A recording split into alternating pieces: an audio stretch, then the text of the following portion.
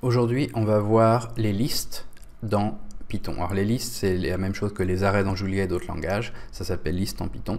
Alors, quelle est la différence avec les tuples et les dictionnaires? Les listes, c'est à la fois mutable, c'est-à-dire on peut les changer autant de fois qu'on veut après les avoir créés, pas comme les tuples, mais il y a aussi un ordre comme les tuples et pas comme les dictionnaires.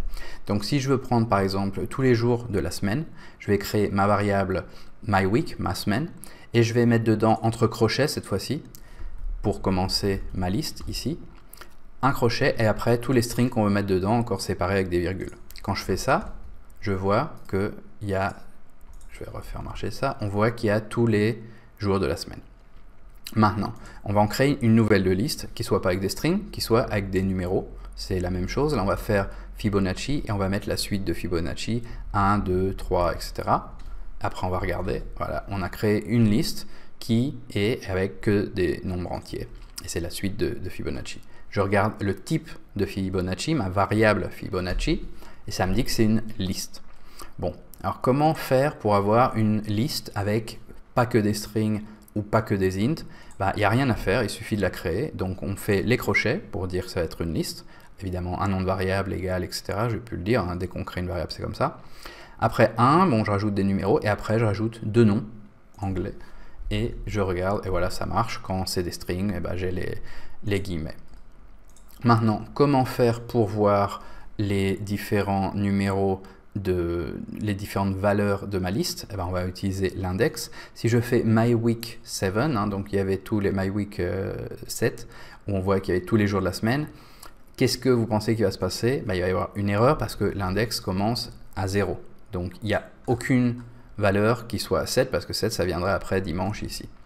Maintenant, si je regarde la première valeur qui est à 0, c'est Monday, c'est lundi en anglais. Et la dernière valeur, qui est donc avec l'index qui commence à 0, c'est 6, c'est dimanche, c'est Sunday. Maintenant, comment on peut utiliser cet indexing, l'index, pour éditer des éléments de la liste? On peut utiliser ce que je disais, il y a un ordre, donc on peut utiliser les numéros de l'index pour faire les assignations de variables. Donc si par exemple je veux prendre l'index 4, qui est en fait la cinquième valeur puisqu'on commence à 0, je mets myWeek 4 et je vais dire c'est vendredi. Donc on avait Friday là, et je vais remplacer cette valeur par vendredi. Donc myWeek 4, vendredi, encore avec des guillemets parce qu'on l'avait fait avec des guillemets, donc c'était des strings. Je fais marcher cette cellule, je le regarde, et maintenant on voit que j'ai ma liste exactement comme avant, sauf ici où Friday a été remplacé par vendredi. Donc voilà, on peut prendre une liste, on peut choisir l'endroit où qu'on veut changer avec l'index, et on peut changer les valeurs comme ça sans problème. Qu'on ne pouvait pas faire avec les tuples par exemple, et qu'on ne pouvait pas faire non plus avec le dictionnaire puisqu'il n'y avait pas d'index. On pouvait le faire qu'avec les clés. Maintenant si je veux rajouter une valeur à une liste, c'est possible avec append. Donc c'est la même chose, hein, vous prenez une liste, vous faites un point, vous appuyez sur Tab, et là vous allez voir les différentes options que vous avez. Donc on a append, je prends append, et je mets 21. Donc ça veut dire rajoute 21 à la fin de ma liste. Donc voilà, j'avais Fibonacci, ça s'arrêtait à 13, j'ai rajouté 21 à la fin. Maintenant, si je veux faire que tout ce qui vient d'être mis s'enlève au fur et à mesure de mon code, je vais utiliser pop, qui était aussi dans la liste quand j'ai appuyé sur le point.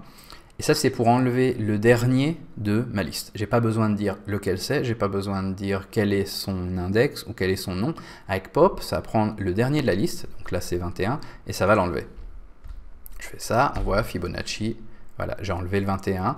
Et comme ça le fait souvent, quand je fais le pop, comme c'était avec le dictionnaire avec Sephiroth, ça me dit 21, c'est-à-dire, ok, je t'efface la valeur, mais je te la donne au cas où, si tu veux la mettre dans une variable, tu peux, donc on pourrait le mettre dans une variable comme ça encore. Donc voilà, on a Fibonacci qui est retourné jusqu'à 13 seulement. Maintenant, qu'est-ce qui se passe si je fais ça?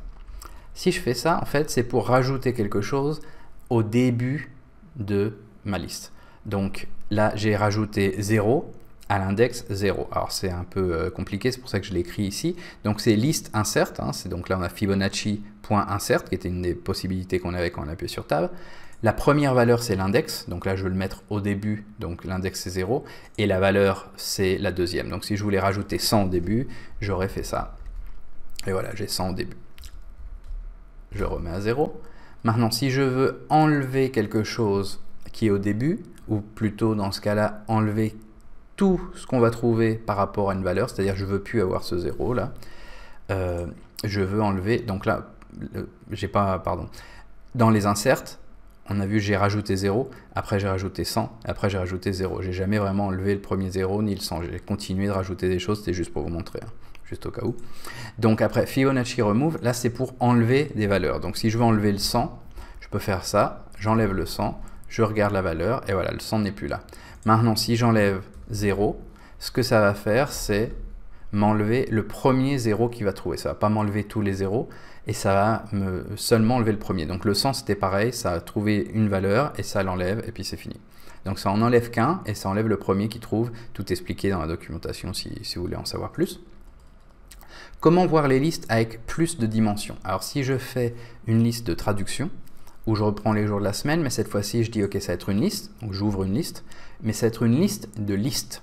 Donc dans ma liste, je crée une autre liste. On peut faire ça avec un dictionnaire, on peut faire ça avec des tuples. Hein. Et là, je fais une liste de listes. Et dans cette liste, je fais des listes où il va y avoir les 3 traductions de ces jours de la semaine. Donc j'ouvre ma liste, qui va être une liste de plusieurs listes. Et je fais Monday, lunes, lundi dans une première liste. Après Friday, viernes et vendredi dans ma deuxième liste. Donc j'ai créé une liste de listes. Et voilà, on voit, donc il suffit de compter les crochets. Hein. On a les premiers crochets au début et à la fin, et dedans on a des crochets, virgule, des crochets. Donc voilà, c'est une liste de listes. On peut faire ça avec plus de dimensions. Hein. On peut dire, on va faire une liste avec plusieurs listes de numéros dedans qui en plus sont pas de la même forme, ici. Hein. Donc 1, 2, 3, après une autre liste de 4, 5, après une autre liste de 6, 7, 8, 9. Je fais marcher ça et on voit mes 3 listes dans une liste. Maintenant, comment on peut faire par exemple un nombre aléatoire? Je vais vous montrer ça maintenant pour l'utiliser après. Alors un nombre aléatoire seulement, c'est avec la fonction rand_n comme aléatoire random number. Et on est obligé d'importer un package. On verra ça un peu plus tard dans les vidéos, mais juste pour maintenant, on va faire from numpy.random import rand_n. Comme ça, on peut rand_n. Comme ça, on peut l'utiliser. Je fais ça et ça me donne un nombre aléatoire. Je peux le faire marcher plusieurs fois et à chaque fois, ça va me donner un nouveau nombre aléatoire. Maintenant, si je veux avoir plusieurs nombres aléatoires d'un coup, je vais faire rand_n avec un 2. Quand je fais rand_n avec un 2, on voit, ça me crée 2 nombres aléatoires. Et là, on voit que ça me dit array. Bon, ça c'est parce que c'est la manière dont marche NumPy. Mais dedans, on voit qu'il y a une liste. Ça m'a donné dans une liste mes 2 valeurs. Maintenant, si je veux créer avec plus de dimensions encore, pour juste montrer comment s'utilisent un peu les listes, rand_n, alors encore c'est un array, et là on voit c'est un array d'array où on a créé une matrice de 2 par 3. Donc il y a 2 lignes et il y a 3 colonnes à notre matrice, et voilà, c'est que des nombres aléatoires. Si je le fais plusieurs fois, tous les nombres changent. Si je veux, je peux même créer encore une dimension en plus, et faire comme ça, en disant ok, je veux 2 lignes, je veux 3 colonnes et j'en veux 2 comme ça. Donc voilà, ça me crée quelque chose à 3 dimensions où on voit qu'on a les 2 par 3 et après par 2. Maintenant, comment copier une liste? Alors ça c'est quelque chose d'assez important parce que c'est pas aussi évident qu'on pourrait le croire. Je reprends Fibonacci, on l'a là, hein, et je vais faire une copie de Fibonacci. Donc c'est prendre la variable, mettre copy of Fibo, hein, une nouvelle variable, et je dis égale Fibonacci. Okay. Donc ça m'a créé une copie, il n'y a pas eu d'erreur. Maintenant, je vais changer une valeur, c'est-à-dire je vais prendre celui qui a l'index 1, qu'on avait ici, hein, le 1, et je vais dire maintenant, toi, tu es 0.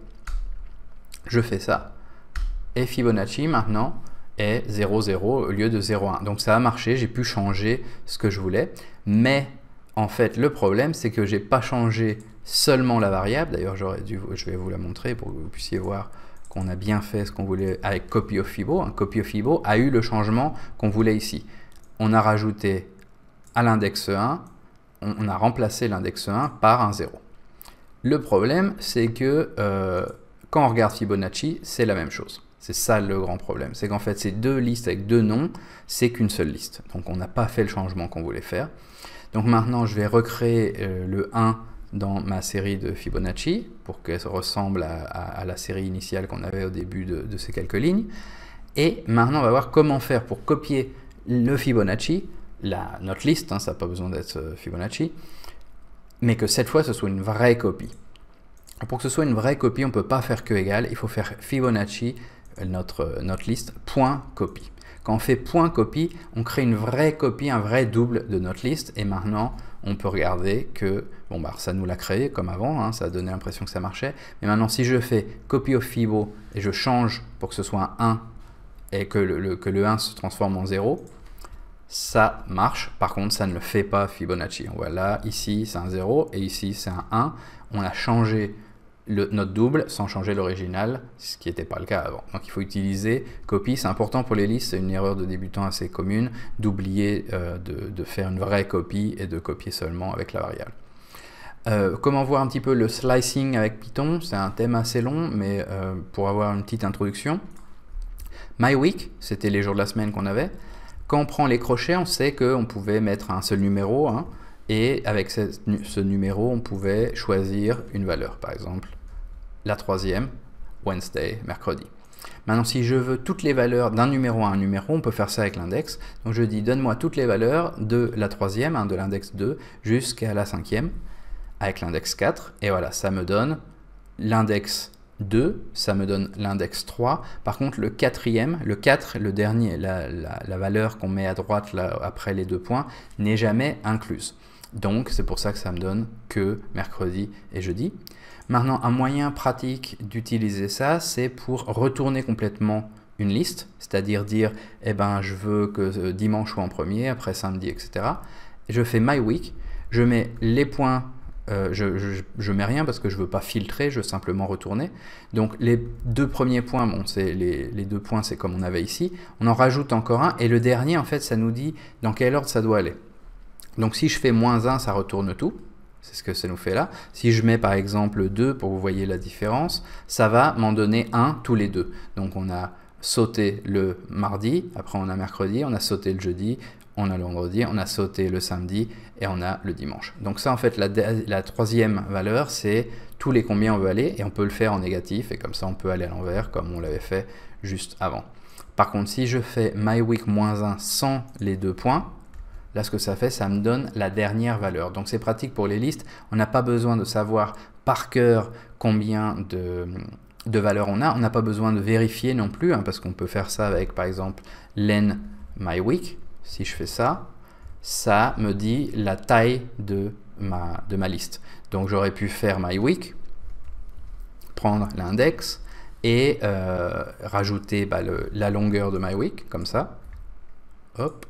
-1, parce que c'est la longueur, mais l'index commence à 0.